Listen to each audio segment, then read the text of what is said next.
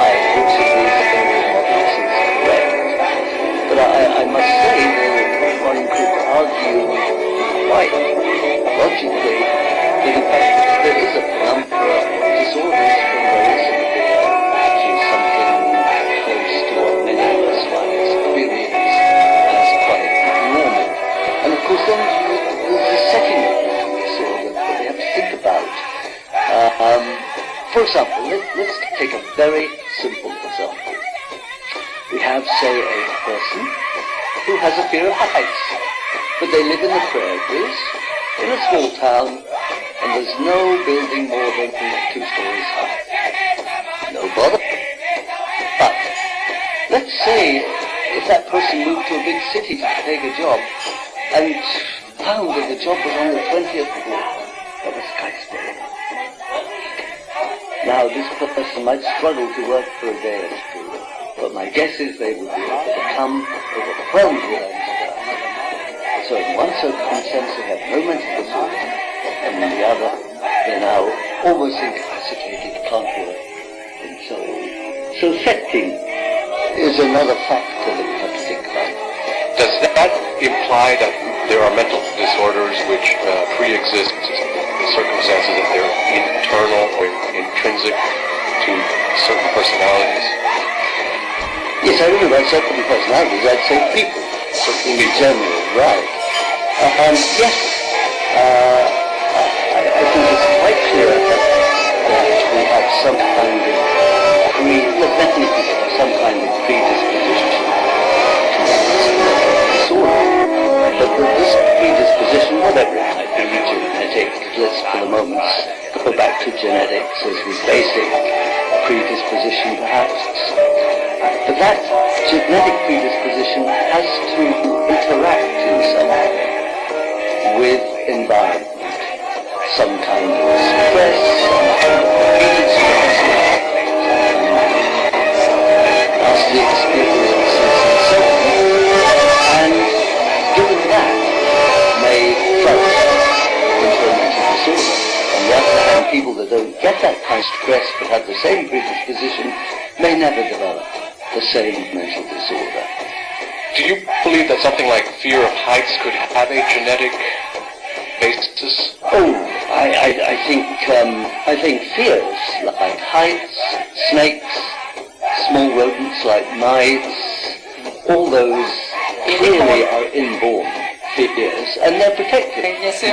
Tandis que larguer les amarres, donc on en parle tout à l'heure, est-ce que tu es déjà en préparation de... Ça fait partie du projet après le spectacle, c'est la première étape pour instinctivement dans l'album, à la couverture du spectacle. deposit reached its limit. It was now mid-August. Georgiamente had been separated from Marcia for 2 months. 2 months had all he had to show, 3 dog-eared letters and 2 very expensive bonds to have rolled out. When school ended and he returned to Wisconsin, to Locust, Pennsylvania, she had sworn to maintain a certain fidelity. She would date occasionally, but merely as amusement. She would remain faithful. But lately, Waldo had begun to worry. They had trouble sleeping at once, and when he did, he had horrible dreams.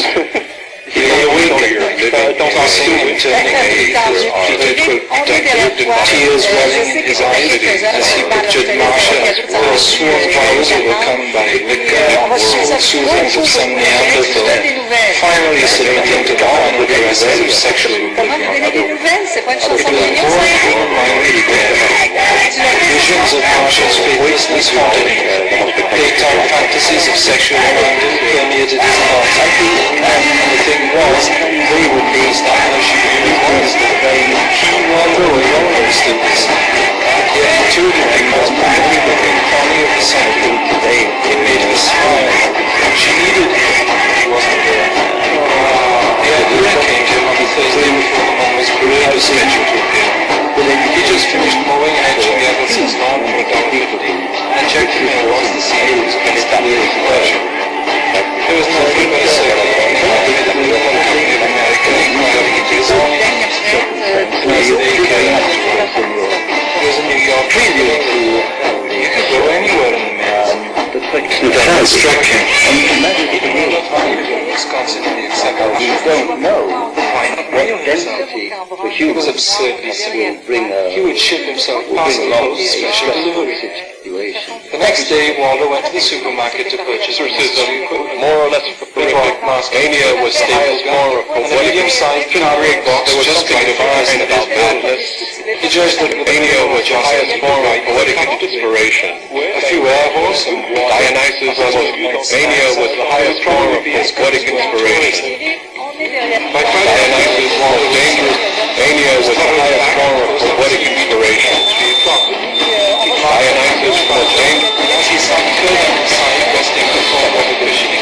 But the ancient Greeks, there was something divine about Marcia's face. Mania was the highest form of poetic inspiration. Dionysus was the most dangerous, but also the most sublime of God. And maybe they could see a movie. During the Christian Middle Ages, Dionysus was associated with the demonic, rough hands, and was violently treated as all born up. It was two forms of exorcism, more or less horrific, more Russian horrific, just for their among silly lifetime standards. It has been a very rough weekend. With the rise of modern medical science, violence was seen as an illness.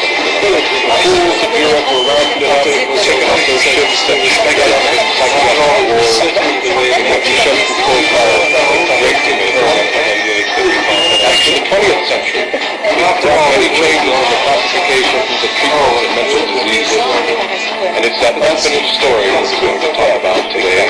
She looked like a very, very best friend. What did she look like? Oh God, it's absolutely warm outside. I know what you mean. I feel all the heat. Marcia tightened the belt of the cotton robe with silk outfit. She wore on her finger like a table, licked her finger-made face. I'm supposed to be taking these songs for his village. They make me feel like throwing up. Marcia smiled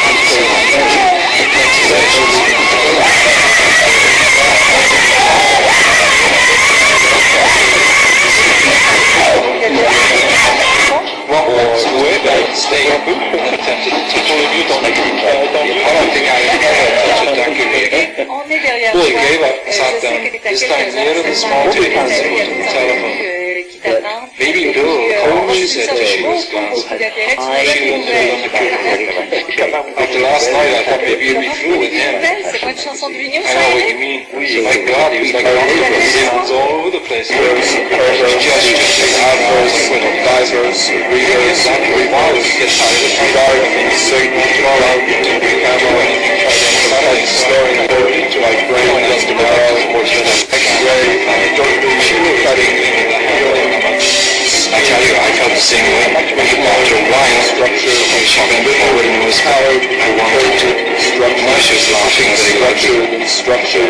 It was at this point that Mr. Jameson, the style photo, was right before an overlarge sticker collection when Marsha Bronson opened the door, he helped him carry the package in. He had his yellow and his green slips of paper signed and left with a 15-cent tip that Marsha had gotten out of her mother's small beige pocketbook in the den while done away. What do you think it is? She remarked eagerly. Marsha stepped to the last point at the end of the line. I was there as the brown cardboard constant sent by the room with but I was in the back. Inside the package was all the water as he was looking at the voices. She arrived into the hole with the masking tape that held on the center of the counter. When are you going to return address and see who it's from? Waldo felt his heart beating. He could feel the light footsteps. It would be soon. Marsha walked around the counter and read the ink-splashed label. Oh, God, it's from Waldo. That schmuck, said Sheila. Waldo trembled with expectation. Well, you might as well open it, said Sheila, and both of them tried to lift the stapled flap. They tugged on the flap again. My God, you needed a power drill to get this thing open. They pulled it again. You can't get a grip. They both stood still, breathing heavily. Why don't you get a scissor, said Sheila. Marsha ran to the engineer, but all she could think of to tell was scissor. And the friend she remembered that her father kept the clean items in the basement. She ran downstairs. When she came back up, she had a large sheet metal anchor in her hand. All upon the table. This is the best I could find, but we can worry about it. Here, you do it. I'm going to die. She sank into a large fluffy couch and exhaled noisily. Sheila tried to make a slit between the masking tape and the end of the cardboard flap, but the blade was too big and there wasn't enough room. God damn this thing, she simply very exhausted. Then smiled. I got an idea. One, said Marsha. Just one, said she looked at you if you could do that. Inside the package, Waldo was so transfixed with excitement that he barely breathed. His skin felt prickly from the heat. He could feel his heart beating up to the line. Sheila stood quite upright, walked around to the other side of the package. Then she sank down to her knees, grasped the cutter by both handles, took a deep breath, and plunged the long blade through the middle of the package, through the masking tape, through the cardboard, through the cushion, right through the center of Robert Jeffers' head, which split slightly and caused little rhythmic arcs of red to pulsate gently in the morning sun. And the breath was changing behavior in a particular way. And if they bothered to treat it at all, it was through forms of exorcism, more or less horrific, more or less inhuman from our enlightened standards.